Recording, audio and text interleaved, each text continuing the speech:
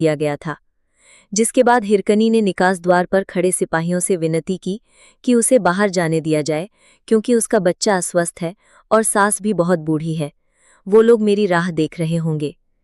क्योंकि शिवाजी महाराज के सख्त आदेश थे कि सूर्यास्त के बाद द्वारा नहीं खोला जाएगा, इसलिए सैनिकों ने हिरकनी को मना कर दिया और सूर्योदय तक इंतजार करने को कहा। लेकिन हिरकनी, जो एक बहादुर महिला और एक माँ थी, वो रात को अपने बच्चे को अस्वस्थ अवस्था में अकेला कैसे छोड़ सकती थी। उसे हमेशा उसके सामने उसके बच्चे का ही चेहरा आता था। शिवाजी महाराज के सेना में सेनापति थे। तब हिरकनी ने खड़ी गिरावट वाली पहाड़ियों के बारे में सोचा और घोर अंधेरे में किले से नीचे उतरने का फैसला लिया। हिरकनी ने ऊपर जाकर एक बार फिर देखा, कोई सैनिक देख तो नहीं रहा है, और फिर उसने वहां से छलांग लगा दी। ढलान से कूदने पर नुकीले पत्थरों और झाड़ियों की वजह से उन्हें कई चोटें भी आईं और खून निकलने लगा। सर पर उल्लू भी फुफकार कर चले जाते, जिससे वो डर जाती थी, लेकिन बच्चे को याद कर गति बढ़ जाती थी। नीचे आने तक सांप और कीड़े सब घूम रहे थे शिकार के लिए।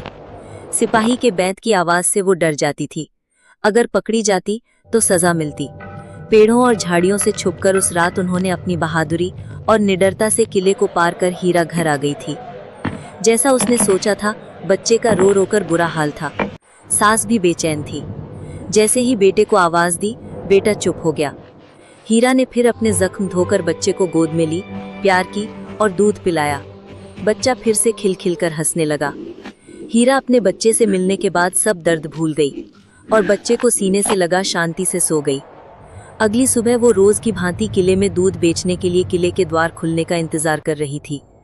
लेकिन जब सैनिकों ने हिरकनी को देखा तो वो सभी हैरान रह गए और उन्होंने फैसला किया कि हिरकनी को शिवाजी महाराज के पास ले जाया जाए, क्योंकि उन्होंने किले के नियमों का उल्लंघन किया है।